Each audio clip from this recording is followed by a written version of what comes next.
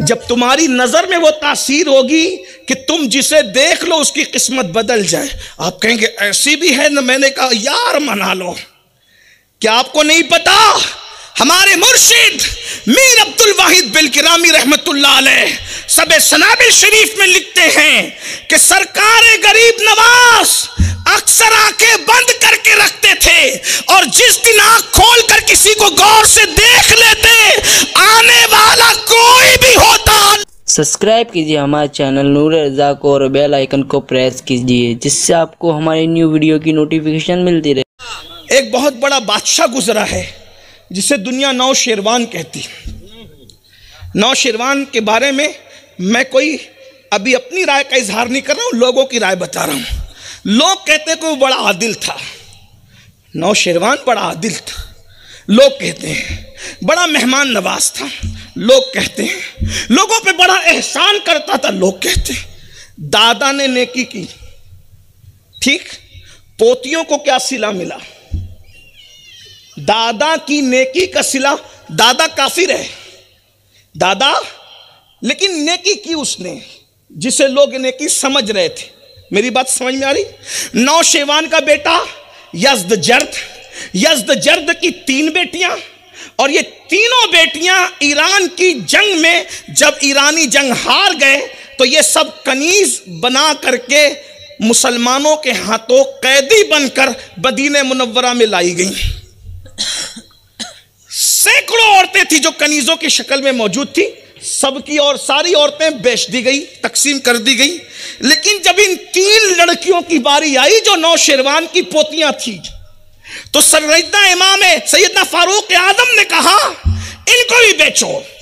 मौला मुश्किल कुशा ने कहा अमीरुल मोमिनीन नहीं, इस्लाम का ये उसूल हमारे आका ने हमें बताया, अगर कोई मुअज़्ज़ज़ है तो इस्लाम भी उसको इज्जत देता है। ये बेची ना जाएगी, और अगर बेचना जरूरी समझते तो फिर मुझे बेच दे। कहा आप क्या करेंगे? आप तो कभी दिलचस्पी लेते हैं इन मामले में, लेकिन आप दिलचस्पी लेने करेंगे क्या?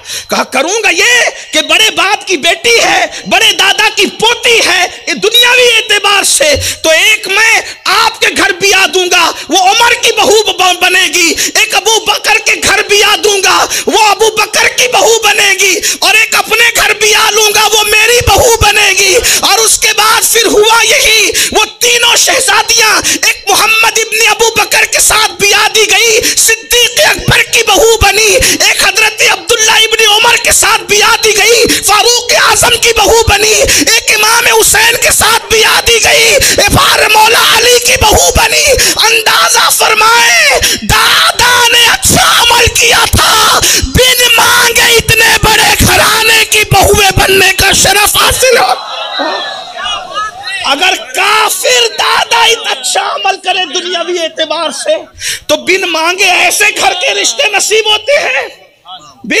फारूक आजम की बहू बनने का मतलब क्या है? अरे कोई उनका गुलाम भी बन जाए तो बेड़ा पार है। दादा की किस्मत देखो और पोतियों की किस्मत देखो। और जो फारूक आजम की बहू बनी, अब्दुल्ला इब्न उमर की बीवी, उनसे हजरत सालिम पैदा हुए।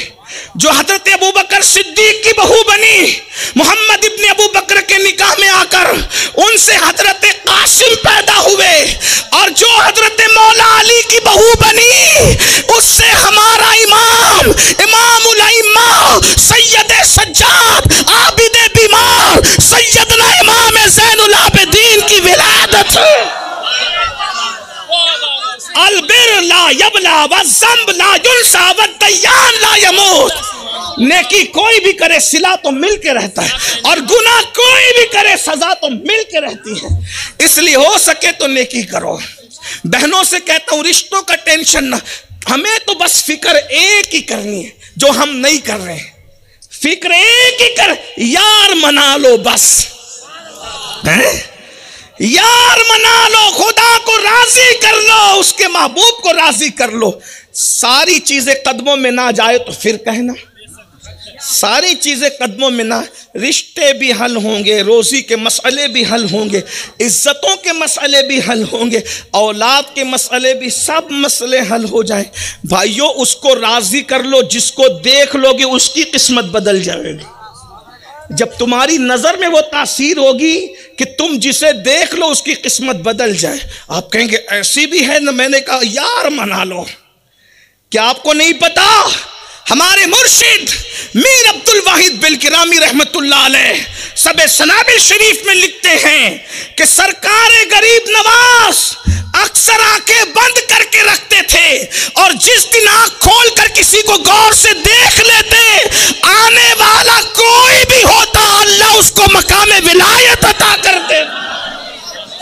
निगाह, ये इकबाल ने थोड़ी हुई कहा है, निगाह वली में वो तासीर देख बदलती हजारों की तकदीर दे।